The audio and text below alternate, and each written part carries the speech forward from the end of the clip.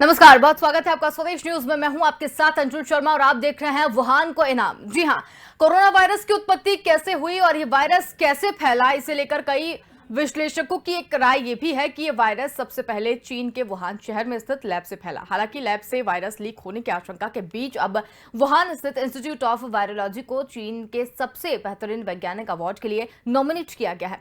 ये Chinese academy of sciences ने Wuhan institute of virology को कोविड-19 पर बेहतरीन रिसर्च करने की दिशा में किए गए प्रयासों के लिए शीर्ष अवार्ड के तौर पर इसे नॉमिनेट किया है। तो क्यों किया है और क्या है ये पूरा मामला, देखिए खास रिपोर्ट। कोरोना वायरस की उत्पत्ति कैसे हुई और ये वायरस कैसे फैला, इसे लेकर कई विशेषज्ञों की एक राय ये भी है कि ये वायरस सबसे पहले चीन के वुहान शहर के स्थित लैब से फैला था। हालांकि लैब से वायरस लीक होने की आशंका के बीच अब वुहान स्थित इंस्टीट्यूट ऑफ वायरोलॉजी को चीन के सबसे बेहतरीन वैज्ञानिक अवार्ड के लिए नॉमिनेट किया गया है। चाइनीज एकेडमी ऑफ साइंसेज ने वुहान इंस्टीट्यूट ऑफ वायरोलॉजी को कोविड-19 पर बेहतरीन रिसर्च करने की दिशा में किए गए प्रयासों के लिए ये शीर्ष अवार्ड देने के इरादे से नामित किया है। कई रिपोर्ट्स में बताया गया है कि चीन की एकेडमी ऑफ साइंसेज की तरफ से ये कहा गया है कि इन लैब द्वारा किए गए महत्वपूर्ण रिसर्च की बदौलत कोविड-19 वायरस की उत्पत्ति, महामारी विज्ञान और इसके रोगजन मैकेनिज्म को समझने में मदद मिली है। शी झेंगली वुहान लैब में पशुओं पर शोध का नेतृत्व करती है। एकेडमी ऑफ साइंसेज ने यह भी कहा कि वुहान लैब के शोधकर्ता के दल ने कोरोना वायरस महामारी के कारण की व्यापक और व्यवस्थित तरीके से जांच की है। इसके परिणाम के फलस्वरूप कोरोना वायरस के खिलाफ दवाओं और वैक्सीन को बनाने का रास्ता साफ हुआ है। इसके साथ ही वुहान लैब ने महामारी के प्रसार को रोकने और बचाव के लिए महत्वपूर्ण वैज्ञानिक और तकनीकी समर्थन मुहैया कराया। एकेडमी के अनुसार वुहान इंस्टीट्यूट ऑफ वायरोलॉजी के रिसर्च ने कोरोना वायरस महामारी की रोकथाम और कोरोना की काट यानी कोरोना की वैक्सीन बनाने की दिशा में अभूतपूर्व योगदान दिया है। आपको बता दें कि इस लैब के निदेशक डॉक्टर जेंगली पर गेन ऑफ फंक्शन जैसे आरोप भी लग रहे हैं। इस प्रक्रिया में वैज्ञानिक वायरस को प्रभावों को बेहतर और तरीके से विश्लेषण करने के लिए उसकी ताकत को बढ़ा देते हैं। महामारी की शुरुआत के दौर में ही चीन की भूमिका विवादास्पद रही है। वुहान एनिमल मार्केट हो या फिर ड्रैगन के खतरनाक इरादों को अंजाम देने वाली वुहान की खतरनाक लैब, यहाँ पर हमेशा सुरक्षा के कड़े इंतजाम रहते हैं। चीन लगातार कोरोना फैलाने को लेकर अमेरिका समेत दुनिया के कई देशों के आरोपों का खंडन करता आया है। ब्यूरो रिपोर्ट, स्वदेश न्यूज।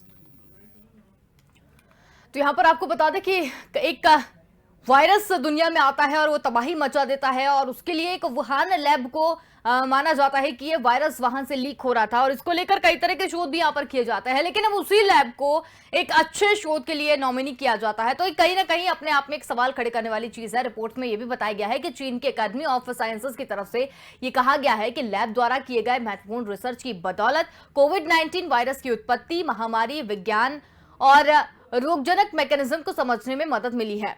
और वुहान लैब में पशुओं के शोध का जो नेतृत्व करते हैं वहां पर भी इसकी मदद मिली है। एकेडमी ऑफ साइंसेज ने कहा कि वुहान लैब के शोधकर्ताओं के दल ने कोरोना महामारी और कोरोना वायरस के कारणों की व्यापक और व्यवस्थित तरीके से जांच की है और उसके परिणाम के फलस्वरूप कोरोना वायरस के खिलाफ दवाओं और वैक्सीन को बनाने का रास्ता भी साफ हुआ। इसके साथ ही वुहान लैब ने महामारी के प्रसार को रोकने और बचाव के लिए महत्वपूर्ण वैज्ञानिक और तकनीकी समर्थन मुहैया कराया।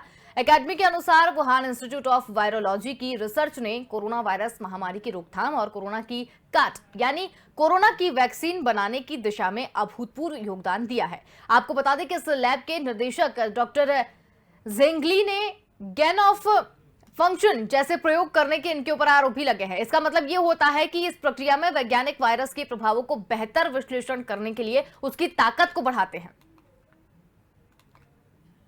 तो वुहान लैब में सुरक्षा के कड़े इंतजाम यहां पर किए जाते हैं, लेकिन वुहान की लैब को बेहतरीन वैज्ञानिक अवार्ड के लिए नॉमिनेट करना, ये किस तरह से इसे देखा जाएगा, इस पर हम चर्चा करेंगे। तो इस पर चर्चा के लिए हमारे साथ मौजूद हैं डॉक्टर करण पीपरे और डॉक्टर आर.एन. टंडन हमारे साथ यहाँ पर हैं और बहुत स्वागत है आप दोनों का और इस चर्चा में हमारे साथ शामिल होने के लिए। तो डॉक्टर करण पीपरे, आपसे जानना चाहेंगे कि जिस तरीके से वुहान लैब को नॉमिनी किया गया है बेहतरीन रिसर्च के लिए, तो पहली चीज तो ये जानना चाहेंगे कि जिस तरीके से लगातार बातें यहाँ पर की जा रही थी कि वुहान लैब से ये वायरस लीक हुआ है जिसके कारण इतनी महामारी यहाँ पर हुई है और उसके कई शोध जो है वो भी सामने आए हैं, चाहे वो अमेरिका के ले लें या ब्राजील के ले लें, तो कहीं ना कहीं इससे पुष्टि हो जाती है कि ये जो वायरस है ये मानव निर्मित था और इसे बनाया गया था और इसे फैलाया गया था। हालांकि हम भी अभी इसकी पुष्टि नहीं करते हैं, लेकिन जितनी रिसर्च सामने आई है उसके बिहाफ पर हम ये बात करते हैं। अब उसी लैब को एक बेहतरीन रिसर्च के लिए नॉमिनी करना, ये क्या है? मतलब आप थोड़ा सा समझाइए इसे। देखिए, बहुत अच्छी चर्चा है, लेकिन हम दिसंबर 2019 से इसकी जो जानकारी मिलना स्टार्ट हुई थी वुहान लैब से कि एक कोरोना नाम का जो वायरस है, कोविड-19, जिसका बाद में नाम दिया गया। स्टार्टिंग में जब वहां से निमोनिया के केसेस निकले तो मैं भी एम्स रायपुर में मेडिकल सुपरिटेंडेंट था, तो हम लोगों को भी वहां पे न्यूज में पता चला और उसके बाद से फिर जो विवादों में आया, चाइना बहुत बुरी तरह से विवादों में आया कि इन्होंने ये मानव जनित वायरस का निर्माण किया है ताकि दूसरे देशों में लोगों को नुकसान हो, जन हानि हो, बीमारियां फैले, वहां की अर्थव्यवस्था खराब हो और लोग बीमार हो मरे। इस प्रकार से ऐसा लोगों ने आशंकाएं व्यक्त की। उसका पूरे विश्व में इसका एक न्यूज बना और लोगों में भ्रांति है कि सही है। ये अभी तक शोध का विषय है, जांच का विषय है कि एक चमगादड़ से इसका वायरस मिला था, ये भी पता चला। फिर बाद में दिल्ली में पाया गया, कुत्तों में पाया गया और लगभग वुहान के साथ ही दूसरे जो थाईलैंड है, जापान है और हांगकांग है, वहां पर भी 2-4 केसेस मिले। इस प्रकार से लगभग 24 से 68 केसेस दिसंबर के महीने में मिले और इसकी जो रिपोर्ट गई ये निमोनिया होता है और लोग मरने भी लगे थे हर जगह पे। तो WHO को उन्होंने रिपोर्ट अपनी सबमिट की और उसके बाद में पूरे विश्व में जो आने जाने के कारण एयरपोर्ट और ये वो सबसे लोगों ने जो ट्रेवल किया, उसके बाद में लोगों में पूरे भ्रम आ गया कि ये चाइना से मानव जनित वायरस है और इस प्रकार से पूरे विश्व में फैल रहा है। हम लोगों को भी जनवरी तक इसका न्यूज मिल गया था और गवर्नमेंट ऑफ इंडिया ने भी और दूसरे WHO ने भी प्रिपेयर्ड रहने के लिए एक नोटिस भी जारी किया कि आप लोग सब इससे फाइट करने के लिए सुरक्षात्मक ढंग से वार्डों को तैयार करें, आइसोलेशन वार्ड तैयार करें। और उसका उस समय वैक्सीन वगैरह भी कुछ भी नहीं था और कोई ऐसा बचाव के लिए ऐसे वो ड्रग्स भी नहीं मालूम थे, ड्रग ऑफ चॉइस भी नहीं मालूम थी। तो हम लोगों ने सब उसको चालू किया, वार्ड बनाए, 6-7 बिस्तर के वेंटिलेटर और दूसरे इमरजेंसी ड्रग्स वगैरह रखी और 17 मार्च को पहला मरीज, एक लड़की आई थी इंग्लैंड से होते हुए बॉम्बे से रायपुर, तो उसको बुखार आया। तो 5-7 दिन के बाद में वो हालांकि अच्छी हो गई। फिर उसके बाद से दूसरे मरीज भी आने लगे। तो मैं समझता हूँ जो आपका जो प्रश्न है, इस प्रकार से ये बीमारी फैली और हमारे यहाँ मध्य प्रदेश और छत्तीसगढ़ में तो उस समय मौतें नहीं हुई थी। मई के महीने तक में, जून तक में फर्स्ट वहां पर मुझे याद है अच्छे से, दिन का याद है और न्यूज में हम लोग बैठते हैं। तो मुझे जहाँ तक तारीखें भी मालूम है कि 4-5 जून तक एक मौत नहीं हुई, लेकिन उसके बाद से जब मौतें होने लगी तो और बचाव के साधन और हम लोगों ने उस समय लगभग 700 बिस्तर तैयार कर लिए थे और 250 हम लोगों ने वेंटिलेटर भी तैयार कर लिए थे और लोगों की जान बचाने लगे थे। इमरजेंसी में 20 लगने लगी थी, 24 घंटे डॉक्टर और पैरामेडिकल स्टाफ काम करता था। और फिर उसके बाद से पता चला कि अब मौतें भी होने लगी तो लोग सतर्क होने लगे। फिर वैक्सीन, फिर उसके बाद में लोगों ने कहा कि सेकंड वेव भी आएगी। तो ये अभी चाइना तो शुरू से जिस समय पहला केस आया और उसके बाद से केस आने लगे और दिसंबर के बाद में जब जनवरी 2020 में ये तेजी से फैलने लगा तो चाइना पे अमेरिका ने, रशिया ने और दूसरे देशों ने शक की निगाहों से देखा और वो विवादित उसमें विवाद में बड़ा शुरू से रहा और अभी भी लोगों को नहीं मालूम है इसका खोज का विषय। WHO इसकी जांच करा रही है, कर रही है। हम लोग न्यूज में पढ़ते रहते हैं, देखते रहते हैं। आप कह नहीं सकते कि ये नेचुरल है या किस प्रकार से है, लेकिन है तो। और इसके वेरिएंट्स भी आने लगे फिर और अल्फा, गामा, बीटा और ये सब डेल्टा वगैरह और फिर इसके इम्यूनिटी पावर जो इसका है अभी भी वेरिएंट्स आ रहे हैं। जहां दूसरी जगह वायरोलॉजी लैब में इसकी जांचें चल रही है। बिल्कुल। और मैं समझता हूँ अवार्ड की जहां तक बात है, तो बहुत से लोगों की, हजारों लाखों लोगों की जान गई है इसमें। और वुहान जो है एक शक के दायरे में देखा जा रहा है, तो इस प्रकार से पुरस्कृत करना तो हमको भी अच्छा नहीं लग रहा है। लेकिन महामारी फैली है और उन लोगों के देश में इस प्रकार की कोई प्रथा होगी कि हमें अपने डॉक्टरों पे या वैज्ञानिकों को पुरस्कृत करना है, तो वह उनकी सोच है, उनकी समझ है, इस पे हम ज्यादा टिप्पणी नहीं कर सकते। लेकिन इसका पूरा संज्ञान WHO को और जो विश्व स्वास्थ्य संगठन की जो मेंबर्स हैं, अधिकारी हैं, और उन लोगों को लेना चाहिए। और मैं समझता हूँ सबको मिलकर रहना चाहिए। इस प्रकार से कोई ऐसा कार्य ना करें अपनी बुद्धि के अनुसार जो लोगों को बुरा भी लगे। बिल्कुल। एक सांत्वना देने का समय है। लोगों का घर उजड़ा है, लोगों का परिवार उजड़ा है, लोग खत्म हुए हैं। तो मैं समझता हूँ कि इस प्रकार से खुशी का वातावरण तो नहीं है, लेकिन अभी भी दुख का वातावरण है। और तीसरी वेव आने की आशंकाएं भी जताई जा रही है, वेरिएंट्स भी आ रहे हैं, फंगल इन्फेक्शन और दूसरे इन्फेक्शन भी हो रहे हैं। तो बहुत ही सोच समझ के इसका निर्णय चाइना को लेना चाहिए। और अब एकजुट होकर के पूरे विश्व के जितने देश हैं, अधिकारी हैं, जो उच्च पदाधिकारी हैं और राजनेता वगैरह, ये सब मिलकर के इस प्रकार का इंतजाम करें कि अधिक से अधिक इसका ठोस हो और वेरिएंट्स भी रुके और वैक्सीनेशन ज्यादा हो। कोई ड्रग ऑफ चॉइस टैबलेट्स हैं, इंजेक्शंस हैं, दवाइयां हैं, इस प्रकार से बने ताकि नियोनेट्स, प्रेग्नेंट बच्चियां, लेडीज और बुजुर्ग और युवा वर्ग, किसी को भी किसी जान माल की नुकसान ना हो। ये मेरा मानना है। तो बहुत ही अवार्ड वगैरह जो है बहुत सोच समझ के डिसीजन के बाद में दिया जाता है, चाहे वो वुहान की लैब या उनके वैज्ञानिकों के लिए हो या किसी और के लिए हो। तो उनके देश के लोगों को इस प्रकार से सोचना चाहिए।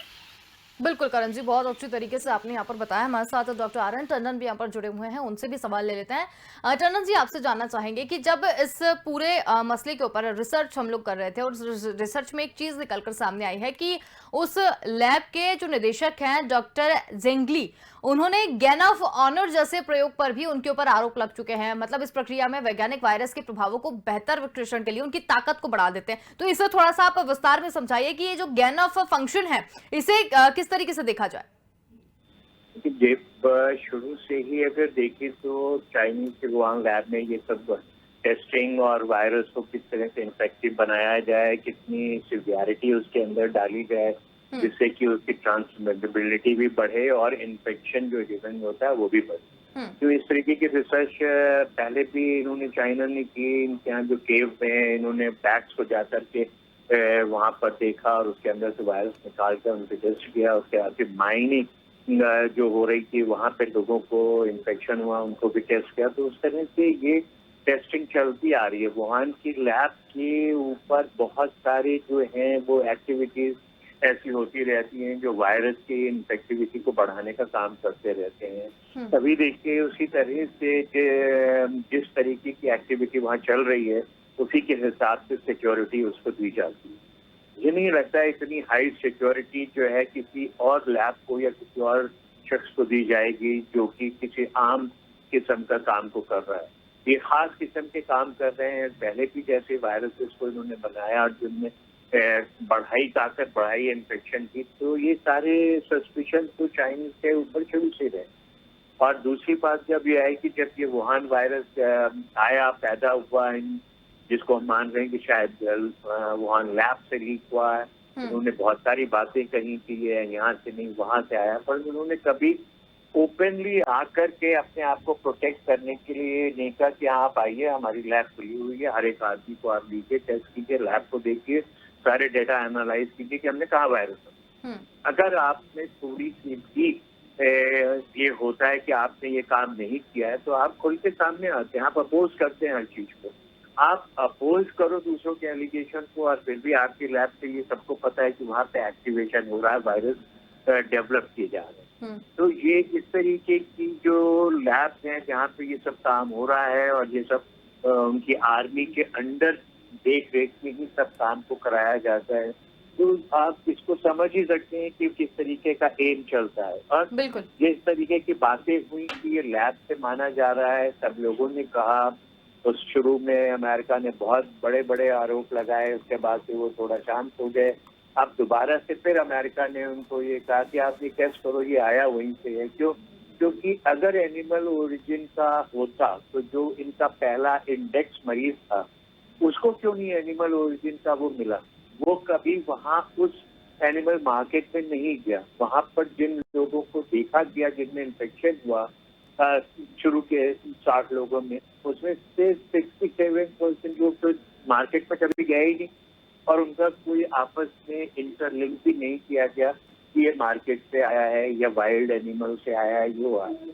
अभी बहुत सारी और बातें जब हम वायरस एनिमल ओरिजिन और इसको देखते हैं ह्यूमन ओरिजिन को, तो एनिमल ओरिजिन के जो वायरस हैं वो आमतौर पे इंटेस्टाइनल म्यूकोजा के साथ बाइंड करते हैं और उसमें उनको परेशानियां करते हैं, जबकि ह्यूमन जो वायरस है वो आमतौर पे रेस्पिरेटरी सिस्टम को अटैक करते हैं और उसकी वजह से करते हैं। तो जो एनिमल वायरस अगर होता तो वो एनिमल वायरस हमारे को रेस्पिरेटरी ट्रैक्ट को क्यों इन्वॉल्व कर रहा है? वो जब उनका वायरस स्पेशली जो है इंटेस्टाइनल ट्रैक्ट को करता है और आदमी को जो हुआ, जो चाइना में भी वुहान में भी केसेस आए, तो वो भी न्यूमोनाइटिस थे, रेस्पिरेटरी डिसऑर्डर के थे। और बड़े सिंपल सी चीज है, जब ये बहुत शुरू में खबर आई कि उनके बहुत सारे लोगों को अक्टूबर नवंबर में प्रॉब्लम होना शुरू हुई, जो लैब में काम करते थे उनमें से लोगों को एडमिट करने की बात हुई, तो वहाँ पे आवाज उठी कि आप सिस्टम बनाइए, हॉस्पिटल बनाइए जहाँ पे इस तरीके की बीमारी का इलाज हो सके। तो वो सब चीजें भी वहाँ से उठी। तो हर चीज को देखते हुए ये समझ में आता है कि वायरस जो है वो जरूर एनिमल ओरिजिन में हो सकता रहा होगा, परंतु इसको लैब के अंदर जो है म्यूटेट कराया गया और जिससे कि इसके वायरस को इतना इन्फेक्टिव बनाया कि ट्रांसमिसिबिलिटी इतनी तेजी से हो और इतना ज्यादा इन्फेक्शन करे कि आदमी को बचाना मुश्किल होता है। जबकि कोरोना वायरस ऐसा नहीं कि पहली बार देखा जा रहा है, बहुत सारे कोरोना वायरस से अटैक हुए, बहुत सारे इन्फेक्शन हुए, तो बड़े माइल्ड होते थे। बिल्कुल। माइल्ड इन्फेक्शन हमेशा as a cold, simple cold करके होते थे। शुरू से लोग टेस्ट कर रहे हैं और ये खास करके कोरोना वायरस के साथ में ये हुआ कि ये सिंपल टेक्निक से जिसमें आम वायरसेस को ग्रो किया जाता है, पर ये कोरोना वायरस नहीं ग्रो होता है। इसको हमेशा टिश्यू कल्चर में ग्रो कराया जाता है, जिसके ऊपर भी बातें हुई, बहुत सारी बातें हुई कि टिश्यू कल्चर में ये ग्रो करता है, कि उसमें खून के हिसाब से ग्रो करता है, खून में ग्रो कराया जाता है। तो बहुत सारी ये सब चीजें हैं जो आमतौर पे नहीं होती है। तो ये वायरस स्पेशली इतना सीवियर निकला, ये नोवल कोरोना वायरस, जबकि मर्स भी हुआ जो मिडिल ईस्ट में रेस्पिरेटरी सिस्टम इन्वॉल्वमेंट हुआ, वो भी कोरोना वायरस की ही एक वेराइटी थी, पर वो भी इतना सीवियर नहीं था। पर ये कोरोना वायरस जो वुहान से आया वो इतना सीवियर हुआ कि पूरे विश्व में फैल गया, पेंडेमिक हो गया। इससे पहले कोई भी कोरोना वायरस में 500-600 से ज्यादा मरीज नहीं पाए गए और ना ही वो सीवियर होते थे, ना ही कोई ऐसी टेस्ट रिपोर्ट होती थी। बिल्कुल। पर इस बारे में इस नोवल कोरोना वायरस जिसको हमने अभी साल 19 के हिसाब से माना है नोवल कोरोना वायरस, ये बहुत ही ज्यादा इन्फेक्टिव है और बहुत ही ज्यादा ट्रांसमिसेबल है। तो इसमें कुछ ना कुछ जो चेंजेस किए गए हैं उसकी बेसिस पे ये महसूस होता है कि ये लैब से ओरिजिनेटेड होगा, ना कि नेचुरल पाया जाता है। और जहाँ तक आप अवार्ड की बात कर रहे हो, तो मुझे जो आज लिखा हुआ है उसके अंदर कि इन्होंने दवाइयाँ डेवलप करी, इन्होंने वैक्सीन डेवलप करी, ये सब कुछ किया, तो ये सब कैसे किया? सिर्फ चाइना ने, बाकी विश्व में कहीं भी कोई चीज डेवलप नहीं हुई in the month of January February. ये सिर्फ चाइना में ही डेवलप किया हुआ, यानी कि कहीं ना कहीं पे शक की निगाह से आप देखोगे कि हर चीज वहाँ पे तैयारी की जा रही थी। लैब के लोग ऑलरेडी डिमांड कर रहे थे कि इलाज के लिए जगह बनाओ, ये सब प्रोटेक्शन के लिए किट्स बनाओ, सारी चीजें हैं। कई लोगों को शुरू में दिखाया भी गया कि उनका ट्रीटमेंट हुआ, बट अल्टीमेटली दे डाई। तो ये सारी चीजें जो हैं हर तरफ से कंफ्यूजन क्रिएट करती रही और आज तक कंफ्यूजन चल रहा है। WHO ने भी कहा है कि अभी भी इस पे इन्वेस्टिगेशन जो है वो करना जरूरी है कि क्या टेक्नोलॉजी यूज करी गई, क्यों करा गया, कैसे हुआ, ये वायरस क्या वुहान लैब का ही है या नहीं। तो अभी तक इससे इफ एंड बट्स वाले सवाल चल रहे हैं, इन्वेस्टिगेशन चलते रहेंगे और बिल्कुल। क्या क्या रिपोर्टें आएंगी उनको देखा जाएगा, क्योंकि ये corona virus, novel corona virus definitely बहुत ही ज्यादा खतरनाक निकला है। बिल्कुल। इसकी स्पाइक प्रोटीन्स के ऊपर जरा से भी चेंजेस और म्यूटेशंस हो रहे हैं तो ये और खतरनाक होता जा रहा बिल्कुल। है। यानी कि इसके अंदर ऐसी कैपेबिलिटी डेवलप हो चुकी है कि ये आगे से आगे खतरनाक होता जा रहा है, चाहे वो डेल्टा आया या बीटा आया या डेल्टा प्लस आया। ये सभी म्यूटेशन जो हो रहे हैं इसकी स्पाइक बिल्कुल। प्रोटीन, ये मुसीबत जो है खड़ी कर रहा है ह्यूमन रेस के। तो बिल्कुल। इसकी जांच करना और इसके ऊपर सारी चीजों को देखना जरूरी है। चाइना अपनी लैब को, अपने साइंटिस्ट को, अपने आर्मी को किसी भी तरीके के अवार्ड्स दे या उनको इंटरनेशनल लेवल के ऊपर अवार्ड्स के लिए प्रमोट करे, वो चाइना की अपनी पॉलिसी है। पर वर्ल्ड ओवर जिस तरह से इस समय चाइना के ऊपर निगाहें हैं लोगों की और चाइना के ऊपर आरोप लगा रहे हैं, एक देश नहीं लगा रहा है बल्कि सभी देश लगा रहे हैं कि चाइना का ही ये करा हुआ है और जिसकी वजह से परेशानी है। अल्टीमेटली बिल्कुल। रिपोर्ट टंडन जी। में क्या आएगा, बिल्कुल। WHO क्या कहेगा, अमेरिकन रिपोर्ट्स क्या आएंगी, यूरोपियन रिपोर्ट्स क्या आएंगी, उनके ऊपर डिपेंड करता है। बिल्कुल। पर थ्योरेटिकली ये दोनों ही बातें हो सकती हैं कि एनिमल से कहीं से आया या इसे म्यूटेट कराया गया और इंजीनियर्ड वायरस बना वहां। बिल्कुल। टंडन जी, बहुत अच्छे तरीके से आपने ये बात को समझाया है और अगर अवार्ड की यहाँ पर बात की जाए तो मैं उस पर आपसे प्रश्न पूछने ही वाली थी, लेकिन आपने खुद से ही सारी चीजें जो है वो यहाँ पर बता दी है। तो पिपरे जी की तरफ हम चलेंगे। करण जी, आपसे जानना चाहेंगे कि जिस तरीके से अवार्ड देने की यहाँ पर बात की जा रही है और टंडन जी ने जितनी बातें हमें समझाई है कि इस पर बाकायदा जांच होनी चाहिए, क्योंकि ये जो वायरस है वो काफी खतरनाक निकला है और अगर आने वाले समय में देखें तो ये और खतरनाक होता जा रहा है।